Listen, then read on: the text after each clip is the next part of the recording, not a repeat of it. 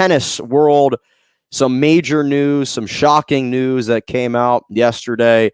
Roger Federer has announced that he's undergoing his third knee surgery to try and clean up that knee, and he said that he'll be out for at least many, many months. Those are his quotes. He will be missing the U.S. Open. And so he said that he wants to give himself a glimmer of hope to return. So the question is whether or not I think he'll be able to come back and play. Now, this is a guy that has, the last time we saw him out on the tennis court was when he was upset at Wimbledon in the quarterfinals in straight sets. So to me, this was, on a personal level and on a broad level, just absolutely devastating and crushing news. Just a really sobering news to digest on a Sunday morning, because not only from a personal level do I absolutely adore Roger Federer, he's my favorite tennis player of all time, but on a more holistic sports level, this is a huge sports story. This is a huge sports story across the entire sports landscape, not just when it comes to tennis. What Roger Federer has meant to the game, he's been the standard of tennis for over the last 2 decades.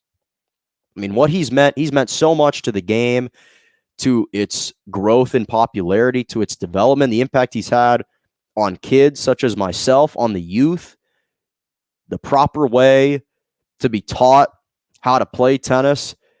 This is the classiest individual who is the same.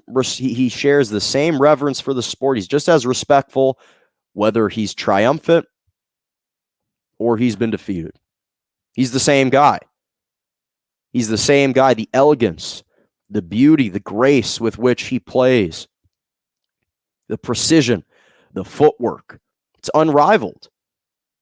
The type of impact that he's had on a global level, on a global scale. I think he was just, if I'm not mistaken, this past year, according to Forbes, the richest sports athlete this past year for net earnings this past year. I think he was the highest overall athlete in sports, which is unbelievable. And again, while I think that Djokovic has kind of pulled even as far as who's the greatest of all time, in my mind and in my heart, I'm always going to view Roger Federer as my personal greatest of all time, just because of the class with which he played. And I think that, first of all, the way that he was able to display his greatness, what was unrivaled. Again, I talked about that beauty and the grace. He's had the prettiest one-handed backhand I've ever seen. You could argue he's had the most precise and accurate serve of all time. His control over the placement of every single ball, just very even-keeled. And that's what's always stood out about Federer, is his emotions are always in check. He doesn't let his emotions rattle him or get the best of him, whether he is distraught after losing a big point or elated after winning a huge point. He's got the same facial expression. He rarely has public outbursts.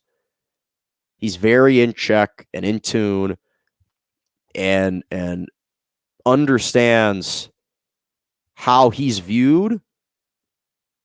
And he's just been an absolute pleasure and a great representation and proponent of the sport. But the reality is, the old adage is true here, that all good things must come to an end. Right? Nothing lasts forever. And this is a guy in Federer who's 40 years old. He's been playing on the tour since he was 17, 23 years. He's been on the tour, 20 Grand Slams. This is a guy who's been carrying the mantle, again, for over for over 2 decades. And I've said how amazing and how much in awe I am, or how much I'm in awe of not only Federer, but Nadal and Djokovic, but especially Federer, for their sustained levels of greatness. Because that's extremely hard to do, and especially for a guy in Federer who's been on the tour for 23 years, who, again, is 40 years old right now. He's my favorite player of all time. I still view him personally as my greatest of all time. Again, statistically, Novak Djokovic, I think, has pulled even given the greatness that he has sustained recently. But I'm going to the U.S. Open in 2 weeks. I've never had the pleasure of seeing Federer or Nadal or Djokovic, but especially Federer play in person. And to be honest, that was the guy I was most looking forward to seeing, was Federer play in person. So I'm extremely concerned about this. I'm extremely concerned about this. I think that it's a very dire and kind of daunting task and situation. And I'm a little bit pessimistic about his ability to return to his elite level. I have no doubt that he'll return. The question is, in what form? Because tennis is such a grueling individual sport, especially on your lower extremities. And as you get older, if you're undergoing a third knee surgery to repair a knee on a sport that really takes its toll on your lower body, that's extremely concerning. And I mentioned how when Nadal pulled out of one of the pre-ups and one of the lead-up tournaments to the U.S. Open because of a persistent foot injury, now that he's over 35 years old, how 35 has kind of been that turning point where we're starting to see more injuries among some of these great tennis players. And if you look at the litany of injuries that have existed and that have ailed Federer, the majority of them have come since he's turned 35. Because when he turned 35, that was 2016. That season, had a knee injury at the Australian Open and ended up revealing that it was a torn meniscus. Suffered a back injury at the Madrid Open. He withdrew from the French Open. He had the knee injury at Wimbledon. Since that time, since 2016, as I mentioned, he has sustained 5 rather serious injuries the past 5 years. At least one major injury per year. In fact, this is the 3rd time that he will be out since 2020. And obviously, he's had to miss a number of tournaments just to kind of heal up and get his body ready for some of the Grand Slams, which is where his focus is at. It's very understandable. But prior to 2016, over the course of his first 18 years on the tour, he sustained just 7 injuries.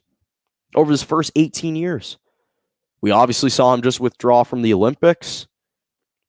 And so this is very concerning to me. This is a guy who won 16 Grand Slams between 2003 and 2010. And even when people thought he was going to fall off, he still sustained levels of greatness and was still amongst the very best and atop the standings and the rankings well into his late 30s. We saw this is a guy who had a resurgent 2017, won a Grand Slam title, won his last Grand Slam title at the Australian Open in 2018, lost in a really just brutal 5-set match to Novak Djokovic at Wimbledon 2019.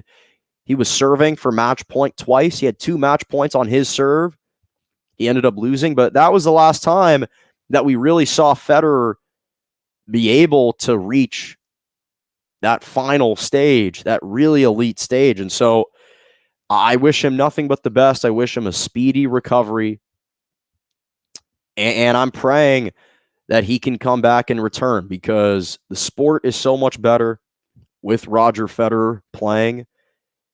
And it would just be a true shame and premature, I think, if he was to retire. Not premature in that, listen, the guy's 40 years old. It's amazing that he's even playing at a high level till now, but premature in that I feel like there's still a lot more greatness to see and to witness from Federer.